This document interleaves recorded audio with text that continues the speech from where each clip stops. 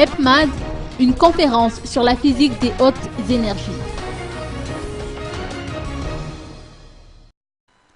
La 6e conférence internationale EPMAD a débuté cet après-midi au ministère des Affaires étrangères à Anoussi.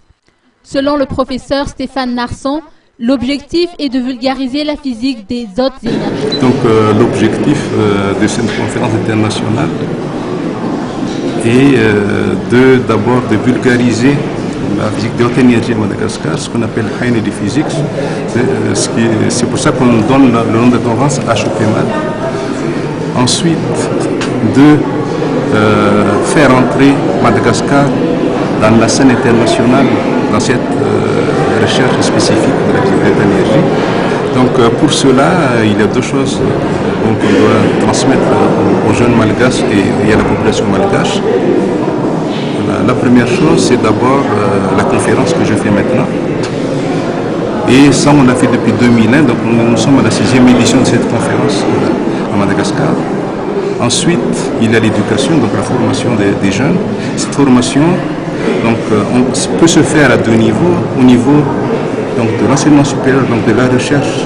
J'ai créé l'Institut HEPMAD à l'Université d'Antananarivo en 2002. Et ensuite, ça c'est la première étape. Et la deuxième étape, c'est de descendre, disons, au niveau du lycée pour donner aux jeunes